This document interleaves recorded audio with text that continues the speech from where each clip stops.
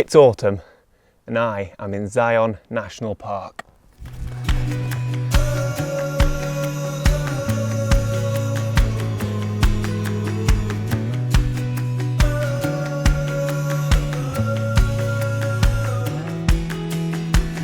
I'm here for 3 days, which isn't long enough. It's actually quite rude for me to only be here for 3 days, but such is life, and that is the only time I have.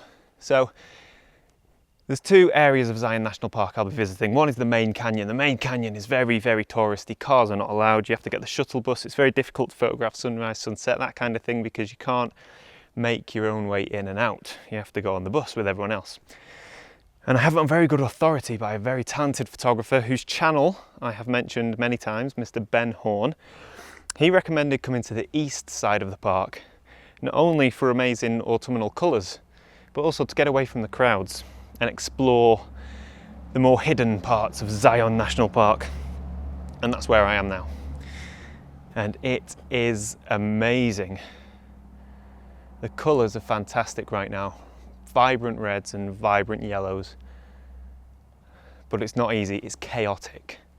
And it's funny because I've been wandering around this area now for about half an hour, just having a look. And I've come across this fallen tree and these amazing colours behind it. And I've stood and I've stared at this fallen tree and these colours for about 20 minutes, just looking at them.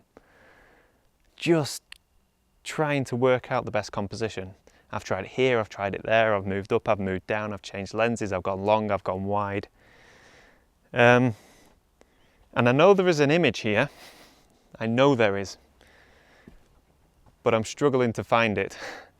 And it's amazing, it's refreshing, it's like trying to solve a puzzle. It's really, really satisfying. I think I've got it now. So I'm going to make a few adjustments with my camera, alter my composition, and see if I can capture this image, which will be my first image in Zion National Park.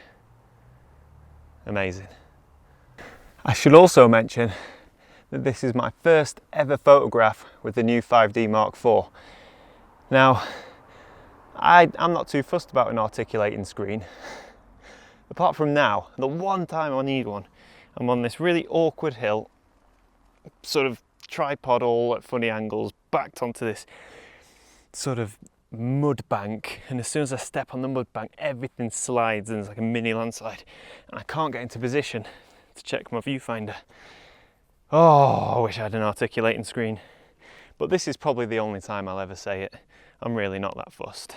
I think what I like most about this image as well is, although it's quite chaotic, you've got these lovely sort of silver, what look like dead, although I don't think they are, but you've got these lovely silver branches sort of hanging down, and behind that you've got bright red leaves, and then above that you've got the yellow leaves. So you've got a lot of colour and a lot of contrast in the image. And you also have a fairly light foreground, which just helps pull the eye in. There's a few rocks and a few fallen leaves. I'm only including a little bit of foreground just to anchor the image. But I feel, as a first ever image in Zion, it's not bad. It's probably not the image you would associate with Zion. You know what I mean? With Zion you expect the big canyons and the cliffs, which I do hope to shoot. But for me this is all about exploring the more intimate landscape, which I'm really enjoying at the minute. And yeah, the image I've taken looks great. I've probably got about 20 minutes of light left. So I'm going to have another little wander around, see if I can find something. But so far, so good. I wish I had more time.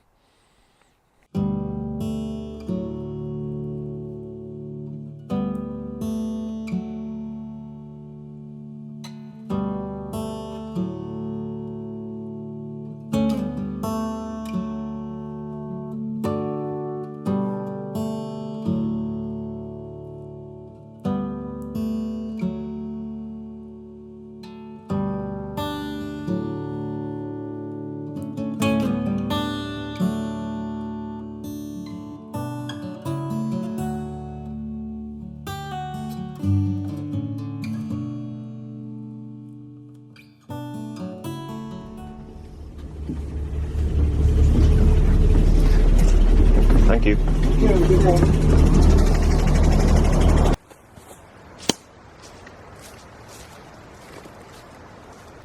Had a bit of a nightmare this morning.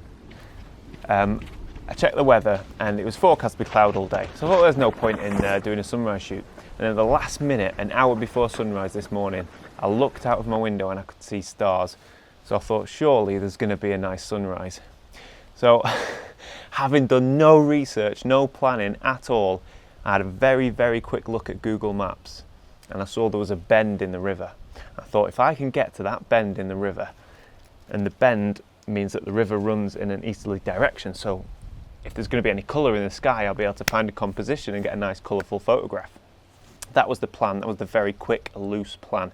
So I got the bus to Courts of the Patriarch, and I got off the bus and it was absolutely pitch black. I had a head torch and that's fine.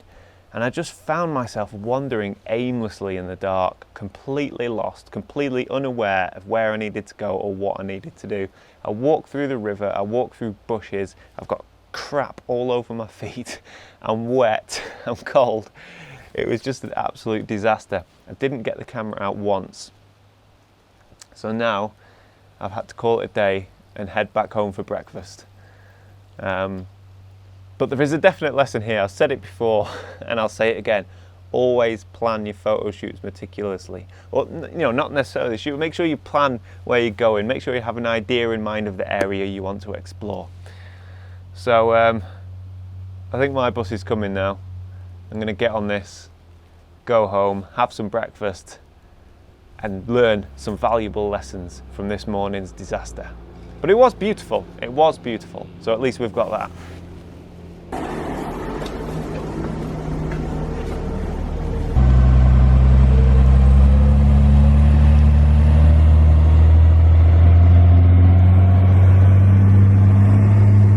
So I've had a massive breakfast because I've decided to have a quick blast up Angel's Landing. Now, for my time here in Zion, although I would like that to be mainly photography, couldn't resist hiking the Angel's Landing trail, and I was never going to photograph it. I was just going to do it as a nice hike, enjoy the views, enjoy the walk. But then, you know, it's difficult to resist taking the camera. So I've packed it, as you can see. I've only brought one lens, 16 to 35, and I've brought my filters. Now I know I'm going to be up there in the middle of the day, but what I'm thinking, maybe, is to bring out one of the big filters and go for a black and white long exposure. That's the plan. But if I don't, doesn't matter. It's all about the hike. So I'm looking forward to this.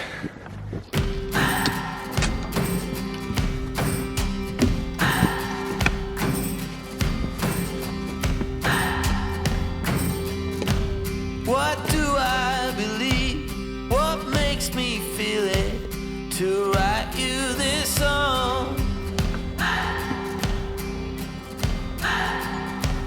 2 hours a day, 5 months and a year.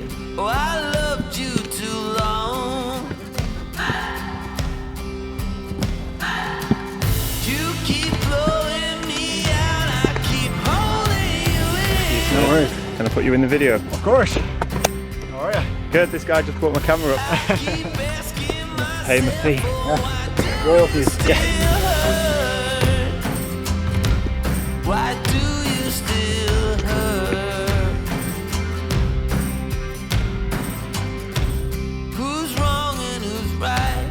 I cannot decide, 'cause I'm sober tonight.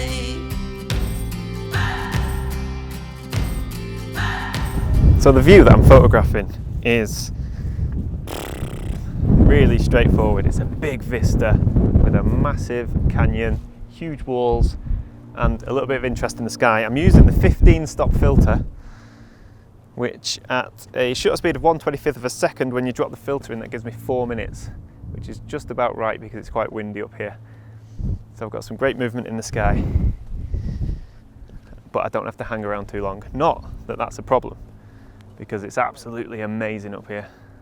So a few weeks ago, when I did my 15 stop video in Blackpool, and I balanced the tin on my camera, You all pointed out to me very kindly that on my camera strap I have a viewfinder cap, an eyepiece cap. I didn't know this, but the problem is I'd take my strap off my camera on day one. That's to reduce wind shake. But anyway, a guy emailed me called Gary O'Kane, and I think he might have given me the best tip ever. And I'm going to pass it on to you, but it's not mine, it's not my tip, okay? This is the black viewfinder blackout rubber thing that comes on the strap. Now, Gary told me to attach this to my cable release. And that way, I've always got a viewfinder cap to go on my camera. And that might just be the best tip I've ever heard. So I've dropped the 15 stop filter in and the camera's taken a picture. Don't worry, it's absolutely solid and I'm quite confident no one's going to steal it. I mean, Angel's Land, it's probably not the best photography location for the middle of the day. Purely because the light's quite flat and there's so many people. But I tell you what, if you leave the camera behind and just come for a hike, it's absolutely phenomenal. You do need a bit of a head for heights. Alright. Right, 4 minutes. Let's see how this picture looks. And then it's time to go home. Okay, bit of a funny ending this one. Landscape photography is all about perception. It's not the images we take, but it's the images we let people see. And that is incredibly important in this day and age of social media. Twitter, Facebook, Flickr, Instagram, Snapchat, YouTube, whatever it is, it all can apply this pressure to us as artists or photographers to release content. Now that is a great thing, you get such a good opportunity. And when we go out and shoot an image, there's nothing better than sharing it and getting lots of feedback. The problem occurs when we haven't perhaps released something, or we're due to release something, or we've perhaps gone to a lot of effort to capture an image, and you feel that you want to complete the process by sharing it.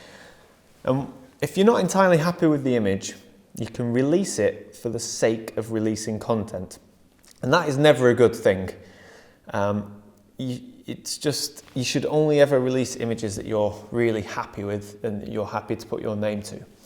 Now, I always try and not succumb to the pressure. But the difficulty is with YouTube. See, when I first started this YouTube channel a couple of years ago, it was always about the image. The image was priority. Okay, so if I went on a hike and did some filming and didn't get an image, okay, there'd be no video. It was always a photo shoot and not a video shoot. That has changed over the past year or so, certainly over the past 6 months, where it's so much more now about the story. So failures are actually acceptable. Okay, it's fine. But what I don't want to do is share an image that is an okay image, but I'm really not feeling it, you know. I need to feel some connection with an image, I need to be happy with it. And that's exactly what's happened here on the top of Angel's Landing. So let me explain, there were a lot of people up there. So when there's a lot of people, I'm not very good at filming myself and talking in front of a camera. I'm a bit of an introvert. So I took the image, I had a very quick glance on the back of the camera and I thought that'll do. And then I stopped filming, assuming I would end the video there. The problem is, and you should always say this to yourself with photography and when releasing content, that'll do will not do, okay? It really should be your best work. And that's not always the case. Sometimes there can be a good story behind an image or whatever, but I tend to just release stuff I'm really happy with. This image I'm not happy with, but it's a great shame because I filmed this whole thing about me hiking up Angel's Landing. You got fantastic views, met some great people. Little tip there about the viewfinder blockout thing being attached to your release cable. That's all good stuff. But the final image, the thing that holds it all together, terrible, okay? Now, the reason it was terrible, it's nothing to do with the equipment used or anything like that. Technically, the image is fine. It's well exposed, it's perfectly sharp, and it's well composed, but the conditions I took it in. Middle of the day, dappled, soft lighting, almost overcast. Just, look, these are the worst conditions to shoot grand vistas. But this wasn't necessarily a photo shoot. This was a hike and I took my camera along with the hope of getting something. The mistake I made was not paying enough attention to the final image and doing a closing piece to the video. So now I'm doing it here. So when I do a video and I release an image, it's got the white box around it and some nice soft cheesy music or perhaps some background sounds. That's me releasing an image. That's me saying, really happy with the image. Here it is. This image, if I was to do that, a lot of people would look at it and go, meh, not very good. Okay, I don't want you to get confused with it being a bad view. Okay, the view was fantastic. And I believe if you took the same image in different conditions or at a different time of the day or a different time of the year, you would yield much better results. Just in my instance, when I was up there, lunchtime, flat, overcast lighting, the image is awful. It's just flat, there's no depth, no soul, no character. It's just a bland image. And I didn't want to succumb to the pressure of social media and the pressure to release content. So I really hope you don't mind me doing this end piece explaining why there's no image. And you know, I could have just put a piece of text saying, well, no, I could have showed the image, which wouldn't have been a good thing because I'm not happy with it. And I always shoot for myself. And I hope that you all shoot for yourself as well, and you shoot scenes that are true to you and that make you feel good, and scenes that you can connect with. That's what I tend to do, stuff I enjoy. So yeah, I didn't want to release it for the sake of releasing it, so I'm doing this video and waffling on. But yeah, lessons to be learned here. Pay more attention in the field, do a closing video piece on site, and generally that's it. Now there might be some people in the comments who say, well, I like the image. Yeah, you may like it. It may be a good image in some people's eyes, but for me it's not, and I generally try and shoot for myself, and if I can connect with an image. So I've released images that people say, don't get it, it's rubbish, why, don't like that image, and that's fine because that image is for me. And vice versa, you know, I can shoot stuff that I'm not happy with, other people say, I don't know what your problem is, it's fine. It's just the joys of photography. So yeah, I really do hope you've enjoyed this video. Stay tuned, more videos coming up. We've got more Zion and we've got Hawaii where it kicks off a little bit. That should be interesting. So thank you for watching, and yeah, bye for now.